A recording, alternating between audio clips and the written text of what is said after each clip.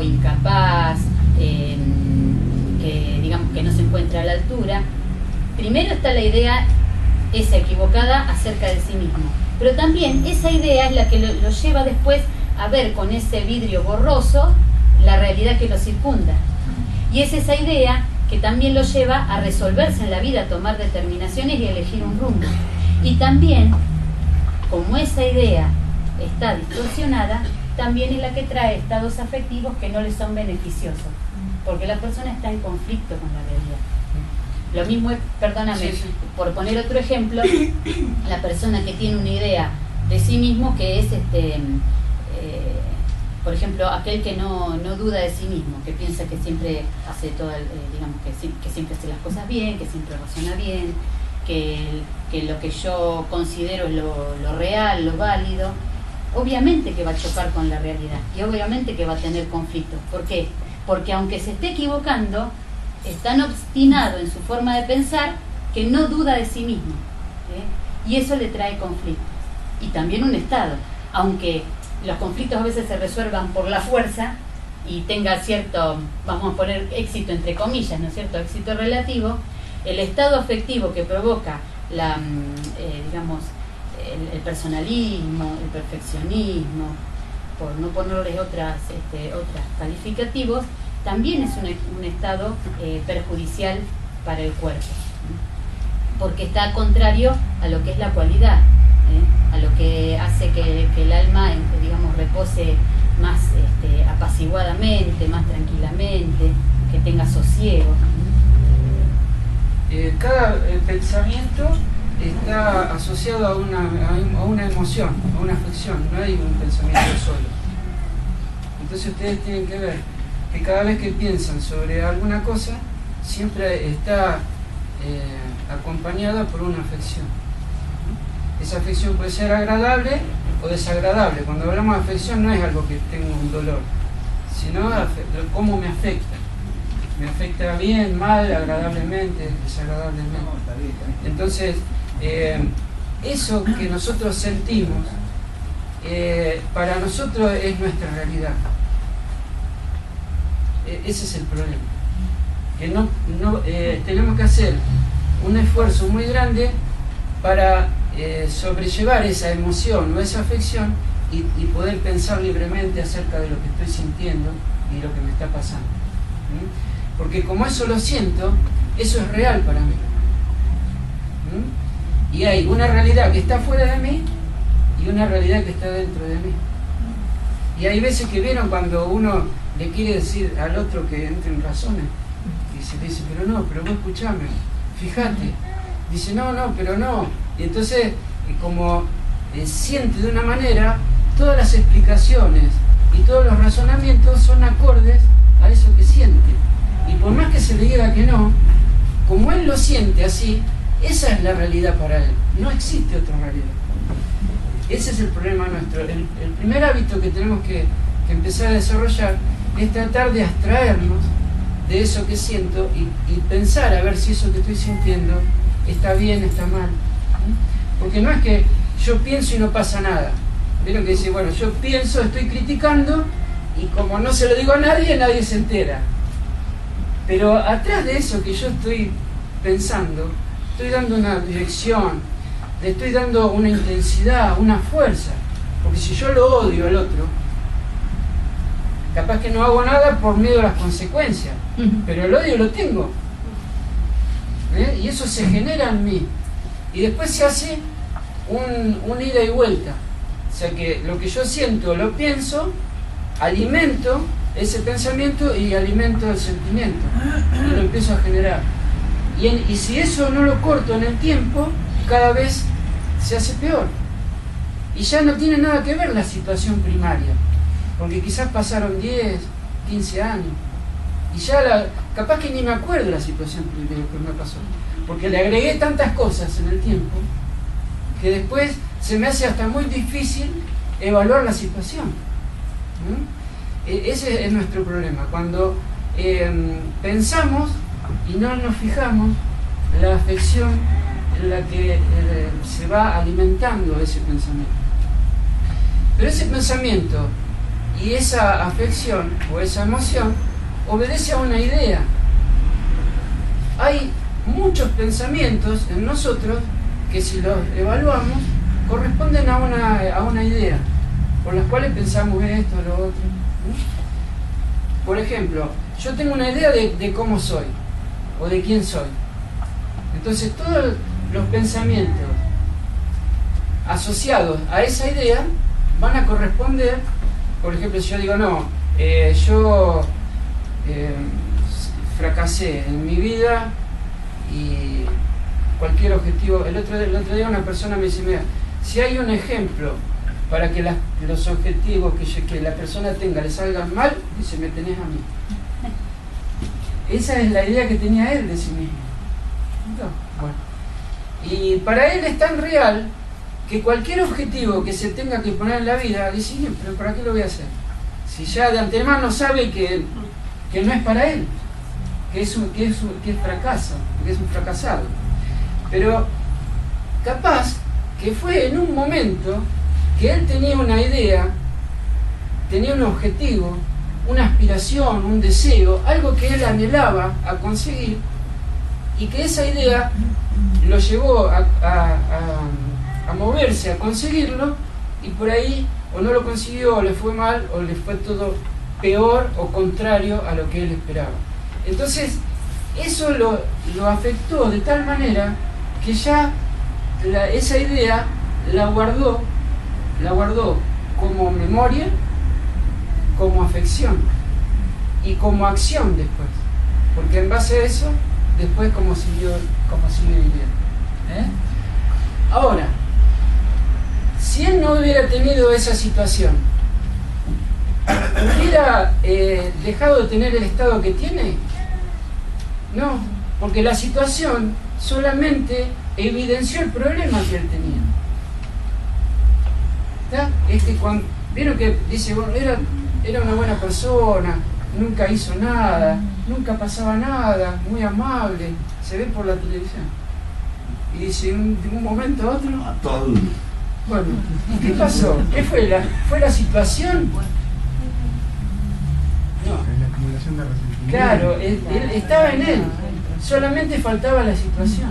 Entonces hay veces que nosotros no necesitamos de la situación para ir reconociéndonos, solamente evaluar las ideas que yo tengo, las aspiraciones que yo tengo, los deseos, las tendencias, ver cómo me posiciono, cómo me creo que soy yo. Entonces ahí empiezo a evaluarme y voy a encontrar cosas, pero cuando las encuentre va a haber una diferencia, porque primero no voy a estar entre medio de la situación, porque ya cuando me pasan los problemas, con un problema es muy difícil parar y decir, ¿y cómo ahora tengo que hacer tal cosa? Porque vieron cuando dice, pero vos te tenés que poner en mi lugar. La persona dice, vos tenés que ponerte en mi lugar, porque el otro de afuera, como no está afectado y como no sus intereses tampoco, y como no está dentro de sus intereses, o por ahí está dentro de sus intereses, entonces trata de corregirlo como para no sufrir él también. Hay veces, ¿no es cierto?, que dice, no, vos tenés que hacer esto y esto, pero lo dice porque si no hace eso me hace sufrir a mí, ¿no es cierto? Entonces hay muchas veces que las opiniones y los consejos que se dan forman parte de lo que es mi realidad también. Y entonces hay veces que al otro le decimos cosas, pero es para no sufrir yo también, la mayoría de las veces, ¿no? Bueno, entonces cada uno, cuando está en el problema, es muy difícil analizar, muy difícil salir. Pero después con el tiempo, si uno tiene el hábito de ir reflexionando, de ir evaluando, a ver las afecciones que tengo, cuáles son mis aspiraciones, cuáles son las ideas que yo tengo de lo que debe ser, lo que no debe ser, ¿no? Lo que tiene que ser una pareja, una familia, lo que tiene que ser un hijo, lo que tienen que ser los amigos. ¿En qué posición yo me coloco? ¿Estoy en la posición de víctima? ¿Estoy en la posición que no tengo vida propia porque cada uno que llama yo salgo corriendo a atenderlo? ¿En qué posición yo me coloco? Estoy en la posición que estoy en ese rinconcito, que bajo la vista para que nadie me mire, para no tener responsabilidades, o me meto en todas y me gusta ser el centro, para figurar y para que todos me vean. Cada uno adopta una posición como persona, pero esa posición que adopta como persona es la posición que yo quiero para mí. Porque si yo quisiera otra cosa, haría el esfuerzo por conseguir. Entonces, es muy importante el tema de las ideas y de los pensamientos, porque está íntimamente relacionado y se puede modificar. No es que no se puede modificar, porque si eso fuera estático, estaríamos fritos. Porque si yo no tuviera posibilidad de cambio, de modificación, no existiría la reflexión, no existiría nada. Estaríamos como en la época de las cavernas. Claro, no existiría nada. Si yo no me pudiera abstraer de lo que siento para verificar si eso que siento es bueno o malo, entonces estaríamos sujetos a las emociones. ¿Entiendes? Bueno, no es que sea fácil, no estamos hablando de fácil, pero sí estamos tratando de evaluar el modo por el cual yo puedo ir modificando y saliendo de mi situación o de mi realidad, si se quiere. Entonces, bueno, que conforme a esa realidad se sucede todo lo demás. Las cosas que me afectan son las cosas que me interesan. Las que no me interesan me pasan desapercibidas. Entonces yo tengo que ver esas cosas que me afectan. ¿Por qué me afectan? ¿Qué pensamiento yo alimento a eso? ¿Qué aspiro a conseguir, por el cual después cuando no lo consigo tengo esos distintos estados de ánimo? ¿Qué pasa en el día que yo estoy bien y de un momento a otro cambié el estado? ¿Qué pasó? ¿Qué pasó? Tomé la leche, tomé un café con leche, ¿qué fue que me hizo cambiar el estado? Hay veces que son situaciones externas, pero hay veces que no hay nadie y yo me enojo igual, o me pongo triste, o melancólico, o tengo esperanza. Son todas emociones. Ahora, quedamos en que cada emoción no se manifiesta por sí misma. Atrás de esa emoción están pensamientos, y esos pensamientos obedecen a una idea. Ese es el proceso que yo tengo que ir evaluando en mí. Obviamente, nosotros tenemos libre albedrío de decidir y de accionar tal cual yo creo que tiene que ser. Pero tengo consecuencias. Entonces yo tengo libre albedrío, pero tengo consecuencias.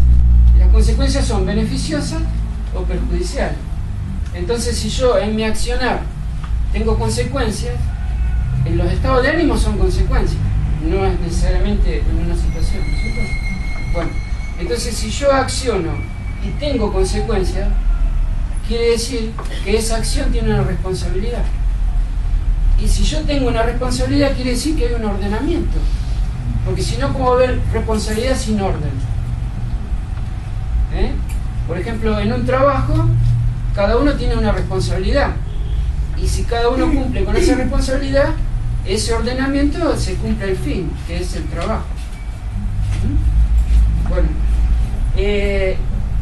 entonces en mí, yo tengo libre albedrío, soy responsable, y soy responsable porque hay un orden, aunque a mí me parezca que estoy solo, porque a veces me parece que estoy solo, y no estoy solo, soy individual, que es distinto, pero no estoy solo, porque estoy inmerso en un orden.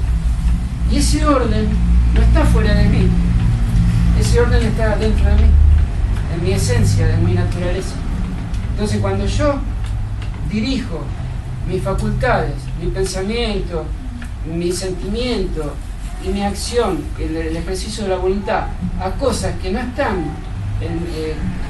conformes o que no concuerdan con mi naturaleza, es ahí donde tengo consecuencias negativas. A ese desorden es lo que nosotros llamamos vicio. No a nosotros, ¿no? A Aristóteles. Se le llama vicio, que es un desorden. No es una imperfección en nosotros, sino que es un desorden en el uso de la facultad. Porque si hubiera una imperfección, la imperfección es imperfección. Está ahí y hay que aguantársela. Nosotros no, tenemos desorden, porque dirigimos nuestro pensamiento, nuestra voluntad y desarrollamos el sentimiento en cosas que no corresponden o son de otra naturaleza, que son la naturaleza material. Exageramos eso por el placer, nos parece que porque nos gusta, porque nos da emoción, lo perseguimos, pero después tenemos consecuencias. Y sufrimos. Entonces cuando está el sufrimiento, ahí se evalúa, a ver qué error cometí, qué es lo que puedo corregir. Pero el problema es que cuando evalúo, no lo evalúo en las causas, sino que lo evalúo como persona. Entonces digo, no, cometí un error con tal persona. Entonces, ¿cuál es la acción? Pedirle disculpas. Le pido disculpas, la otra persona me disculpa y yo sigo igual que antes de cometer el error. ¿Está? Porque la disculpa le sirvió a la señora. Por ejemplo, yo cometí un acto reprensible, me disculpo, la señora me disculpa, le sirve a ella, porque no alimenta nada en ella en contra mí. No alimenta el rencor, no alimenta nada, entonces no sufre por mí, en ella. ¿Se entiende? Porque el sufrimiento puede ser por la acción externa, pero yo sufro en mí. Y la causa de mi problema es eso que está modificado en mí. Y si yo disculpo, saco de mí esa alteración, pero no eximo al otro de la responsabilidad. No lo eximo, porque el otro es responsable de sus actos. Y hasta que no modifique la causa de esas acciones, va a seguir sufriendo los motivos por los cuales piensa, siente y actúa de esa manera. Entonces, nosotros tenemos una vida de relación, pero hay un corte en el cual yo tengo una realidad que es la que yo tengo que atender conmigo. En la medida que yo atiendo eso, puedo atender todo lo demás. Porque el enfrentamiento es ahí conmigo, es el enfrentamiento. No me puedo enfrentar a las personas, a las situaciones. Yo me tengo que enfrentar conmigo. Tengo que enfrentar mis grados de orgullo, de amor propio, de vanidad, que me hacen distorsionar mi vida, que me hacen posicionar en una posición y buscar además objetivos que no son necesarios para mí. Entonces, por ahí yo me siento mal porque no conseguí algo que no es necesario. Hasta esa incoherencia a veces tenemos, de que deseo algo, como me gusta, es bueno. Entonces arremeto para conseguirlo y por ahí no lo consigo. Entonces caigo en un estado depresivo, ¿no es cierto?, de rebeldía, de que me parece que es injusto para mí. Y por ahí, si analizo, no es necesario que yo consiguiera eso. Como un niño. Pero a lo mejor es lindo, es placentero, no Claro. necesariamente tiene que ser necesario. Me parece que la conversación tiende a armonizar la realidad exterior con mi realidad. Y eso parece ser que a mí me va a hacer sentir un tanto mejor. Claro, Ahora, la realidad exterior muta. Sí. Mi realidad la tengo que cambiar yo.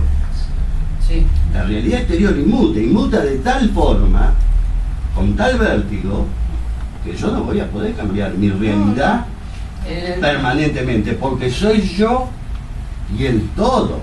Claro, No es el todo fíjese, contra el todo, en la es yo filosofía solo y está el bien. todo. En la filosofía del yo, y yo le entiendo, la porque ya mutación. lo hablamos en la clase, Me la perdí. la charla pasada. Nosotros no nos podemos ocupar de las infinitas posibilidades que tenemos en la vida. No nos podemos. No, ¿No es cierto? Entonces hay una sola, un solo objeto, que es ocuparme de mí. Entonces yo me ocupo de eso, y en la medida que yo me ocupo de eso, desarrollo en mí las ideas o los órdenes necesarios como para después ocuparme de las cosas de afuera. Ese es el trabajo. Las cosas de afuera solamente evidencian a veces lo que yo soy. lo evidencian, y hasta es subjetivo muchas veces.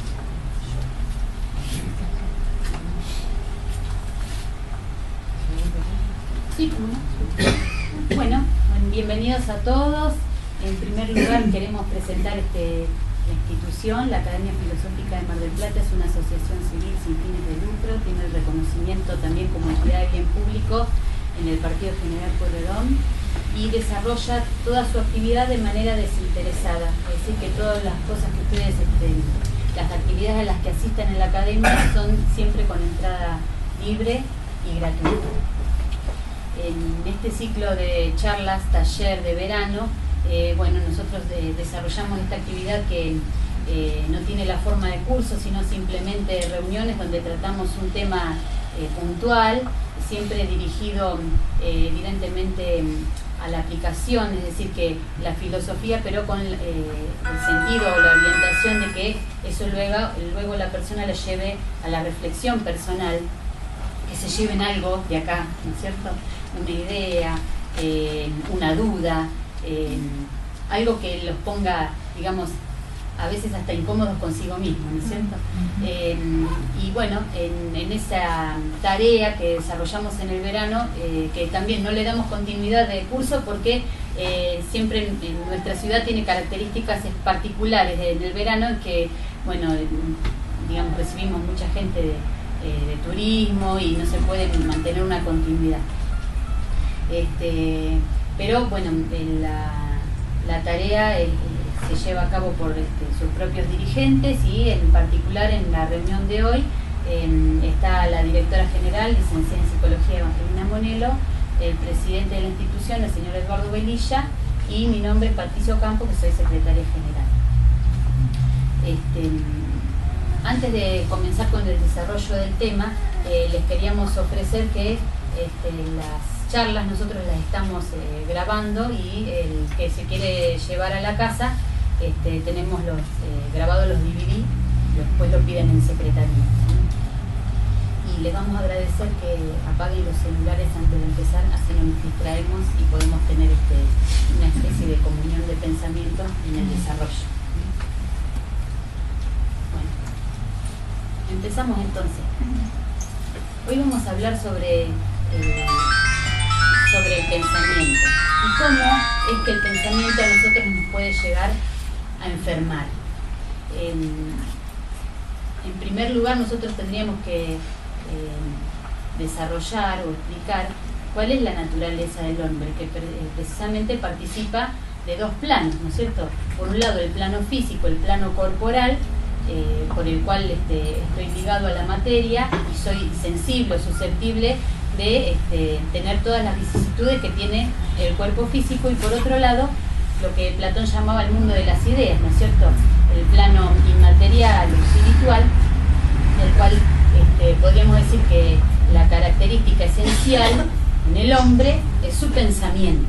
Es decir, que en el plano espiritual yo participo porque precisamente soy un alma, un sujeto que piensa. Platón se hacía esta pregunta, bueno, obviamente toda su obra tiene que ver con esta dualidad, ¿no es cierto?, del hombre como espíritu y materia, pero en una de sus obras pregunta precisamente, dice, el interlocutor de Sócrates dice, ¿qué entiendes por pensar? Y Sócrates le dice, un discurso que el alma se dirige a sí misma sobre los objetos que considera. Me parece que el alma, cuando piensa, no hace otra cosa que conversar consigo misma, interrogando y respondiendo, afirmando y negando, y que cuando se ha resuelto, sea más o menos pronto, y ha dicho su pensamiento sobre un objeto sin permanecer más en duda, en esto consiste el juicio. Así pues, juzgar, en mi concepto, es hablar, y la opinión es un discurso pronunciado, no a otro ni de viva voz, sino en silencio y a sí mismo. Y él hablaba de esta capacidad, esta actividad que todos tenemos de poder conversar en la intimidad con nosotros mismos y estudiar, razonar, resolver, comprender y concebir las ideas. Y si este pensamiento, esta actividad nosotros la llevamos de forma ordenada, eso es precisamente lo que ordena nuestra vida como persona, lo que digamos, por ese motivo nosotros podemos llegar a tener proyectos, a llevar adelante un determinado objetivo y llevar una vida precisamente así, ordenada. Pero si esa forma de pensar, si ese discurso que el alma tiene consigo misma está desordenado, se convierte por el contrario en un yugo, en una esclavitud para el alma. Y es lo que hace que la persona empiece a tener conflictos, generando después esos conflictos consecuencias tanto en la vida de relación como precisamente en la parte de la salud. Es decir, en la relación que yo como ser inteligente tengo con mi cuerpo físico.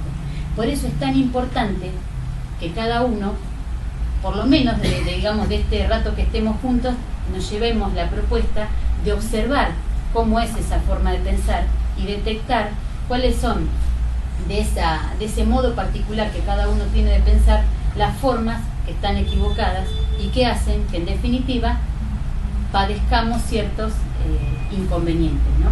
Que si obviamente si digamos, esas dificultades nosotros las sostenemos en el tiempo, bueno, va a llegar un momento en que determinada afección se haga un problema psicosomático, un tema que también estuvimos desarrollando cuando hablábamos de las emociones.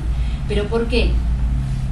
Porque de acuerdo a cómo es el pensamiento de una persona, de acuerdo a cómo son las ideas que sostiene y los pensamientos que tiene, también en esa misma relación es las afecciones, las emociones que esos pensamientos le provocan en el interior. Por eso es que el pensamiento puede llegar a afectar la parte física, porque nosotros no somos como ordenadores de computadora. Es decir, que nuestros pensamientos, siempre la actividad del alma, digamos, es un conjunto, es un todo unívoco que hace que del modo en cómo yo pienso, también es el modo en que siento. Y es a partir de ahí, de esas afecciones, que se genera después el problema de enfermedad. Por eso es que cada uno tiene que ver en esos pensamientos qué cosas le mueven en su propio modo de ser, lo que los antiguos llamaban el temperamento. Tal vez alguno esté familiarizado con esa idea, digamos, de la antigüedad, donde se decía que el temperamento estaba relacionado con los humores corporales. Y decían, bueno, hay quien tiene un humor bilioso, otro más sanguíneo, otro más flemático, pero precisamente tiene que ver con esta relación que cada uno la puede percibir en sí mismo, es decir, cómo determinadas emociones, determinados estados afectivos a mí me mueven o digamos me distorsionan o me causan una disfunción en el físico. Un ejemplo muy claro puede ser, por ejemplo, la persona que está siempre quejosa o irritable. La queja empieza en el pensamiento, ¿no es así? Es decir, que como bien decía Platón, tal vez la queja no es algo que se dice de viva voz, pero sí es un discurso que el alma que tiene consigo mismo. Es decir, que en el pensamiento me estoy quejando de cómo son las cosas, de cómo deberían ser, de por qué no son de otra manera y de lo que a mí me parece que tendría que ser, etcétera, etcétera. Si la persona sostiene ese discurso en su pensamiento mucho tiempo, ese estado afectivo va a llegar un momento en que le va a traer un problema, cuando menos una molestia física, como puede ser el más simple, a ver si les parece, un dolor de cabeza, ¿no? O un estado de desgano y de cansancio. Si la persona tiene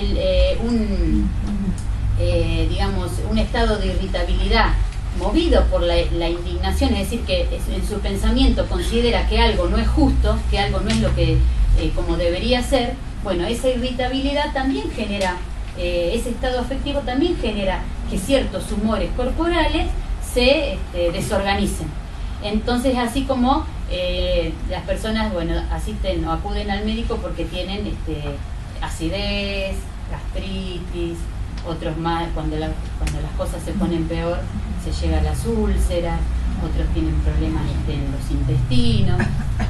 No quiere decir con esto que determinada emoción, determinado estado afectivo traiga exclusivamente un determinado problema físico, pero sí que cada uno puede ser un buen observador de sí mismo para ver cuando determinadas molestias o determinados problemas físicos aparecen, qué relación tienen con su propio estado interior, ese que nosotros a veces no verbalizamos, no hablamos de viva voz, pero que sí lo sentimos interiormente.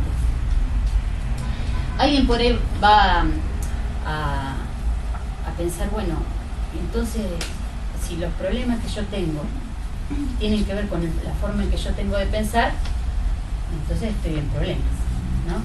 Porque puede ser que piense, bueno, si así soy yo, si esta es mi forma de ser, mi personalidad, ¿dónde está la solución?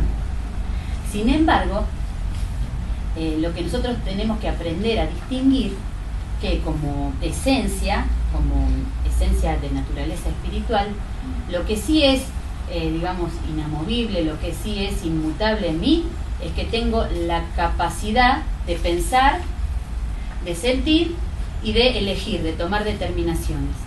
Eso sí es en todos por igual y no lo puedo borrar, no puedo dejar de pensar.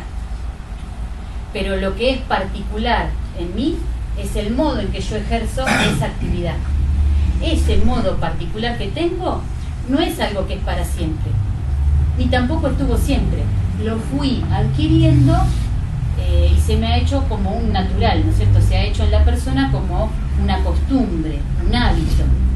Es decir, que determinadas formas de pensar se forman un hábito en el individuo y le parece algo como difícil de remover. Pero tengan en cuenta que eso no es esencial, no es algo que sea para siempre, sino que yo estoy tan acostumbrado que me parece que soy así. Entonces, un buen hábito, digamos, vamos a ponernos el título, vamos a ser arrogantes, un buen hábito del filósofo es cuestionarse, ¿no? Es decir, bueno, a ver, este modo de pensar, ¿yo lo puedo cambiar? ¿Me puedo llegar a cuestionar que mi forma de ser, que mi personalidad o el temperamento que tengo, yo soy capaz de cambiarlo? Bueno, es también un desafío, ¿no es cierto? Observarse. ¿Te puedo preguntar o después al final? Después cuando pasamos a la parte ustedes, la acción de pensar y pensamiento se pueden tomar como sinónimos, pero el pensar es todo lo que la maquinaria y la tecnología puede observar. Cuando vieron que dice la persona piensa y la actividad cerebral se pone en movimiento. Pero el pensamiento tiene más que ver con esta parte, con lo inteligible, más que con lo sensible. Porque en lo sensible es donde está la parte corporal, ¿no? Lo de la emoción y lo del placer, la inclinación. Y todo ese movimiento que hace el alma a través de lo sensible por el cual está relacionado. Pero en lo inteligible, por sobre todas las cosas que son sensibles, las ideas que nosotros desarrollamos en nosotros mismos no son sensibles. ¿Dónde guardamos esas ideas? Nosotros, las ideas serían cuando nosotros tomamos la esencia de las cosas, cuando no nos valemos por los fenómenos exteriores, sino cuando conocemos que ese fenómeno obedece a una causa. Esa causa es la esencia por la cual provoca ese fenómeno. Entonces, por encima del pensar está la facultad del pensamiento y están las ideas, pero las ideas en nosotros se alojan como ideas inteligibles. Por ejemplo, supónganse, ustedes saben lo que es una silla, por ejemplo. Se le muestra esta silla, le dicen, ¿esto qué es? Este objeto que es una silla.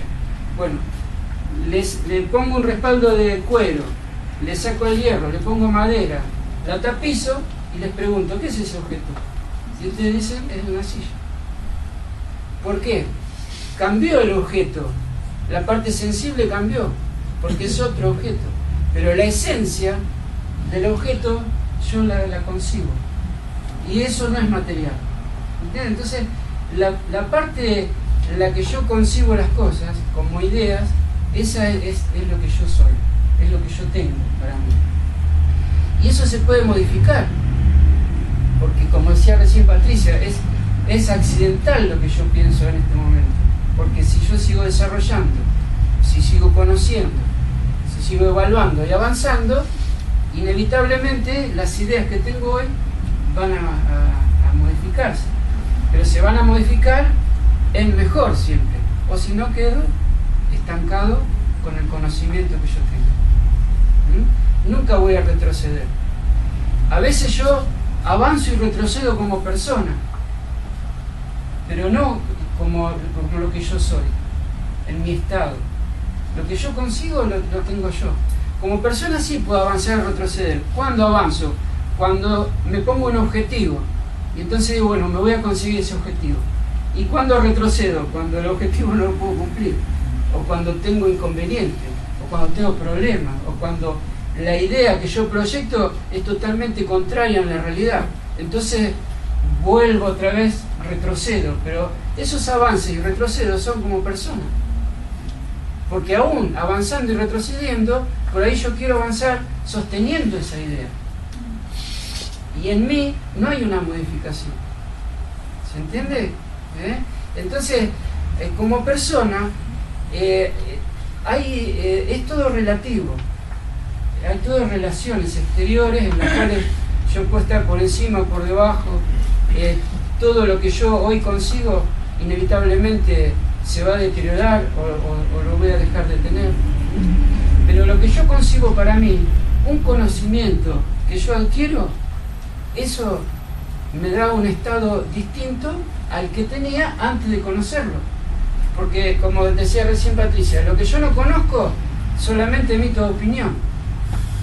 ¿Y opinión acerca de qué? Acerca de lo que percibo.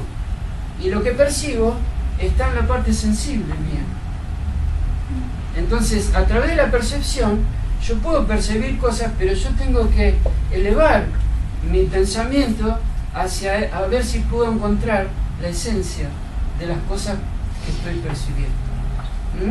Precisamente Sí. por eso la actividad, digamos, o el punto de vista filosófico es no quedarse en el mundo de las cosas, en el mundo de lo que se observa, porque nosotros nos confundimos juzgando la realidad de las cosas mediante la vista o mediante el mundo que cambia todo el tiempo, ¿no? Yo cuando pensaba sobre esto buscaba un ejemplo, ¿no? Y ustedes todos conocen el tango Cambalache, ¿no? Bueno, todos sabemos de qué trata. Bueno, por ejemplo, generalizar que el mundo fue y será una porquería es tomar de los ejemplos sensibles que vivió o que se vive o que normalmente o estadísticamente se vive, inferir de determinada realidad particular algo que es universal. Entonces, si yo juzgo por lo que observo, puede ser que me equivoque. Puede ser que las ideas, los valores que a mí me impulsan a obrar, a razonar y a elegir, estén distorsionados. Porque, por ejemplo, nos lleva al absurdo, ¿no es cierto? Porque, por ejemplo, puedo decir, bueno, entonces la justicia no existe, entonces ¿para qué ser honesto y ser sincero? Es decir, que yo, moviéndome en el mundo de la experiencia, puede ser que me equivoque si no hago el esfuerzo, es decir, ese movimiento dialéctico de llevar de lo sensible al mundo de las ideas, es decir, a concluir en las cosas que son verdaderas y que duran para siempre, ¿no? Que serían esas ideas, valores que todos tenemos, pero que a veces por falta del hábito de la reflexión están distorsionadas. Entonces, los valores, las ideas que a mí me promueven determinados pensamientos y determinada también hasta posicionamiento frente a la realidad, hace que cuando no la concibo en lo que verdaderamente es, entre en un conflicto, es decir, choque con la realidad. Porque yo tengo una idea, principalmente las ideas que tengo acerca de mí mismo. Todos, si ustedes se ponen a pensar ahora, tienen una idea acerca de sí mismos. Y también, a partir de esa idea, también es el modo en que observan la realidad y el modo en que se juzga la realidad. Por ejemplo, la persona que tiene una idea distorsionada distorsionada de sí mismo, como puede ser el hecho de sentirse menos valorado.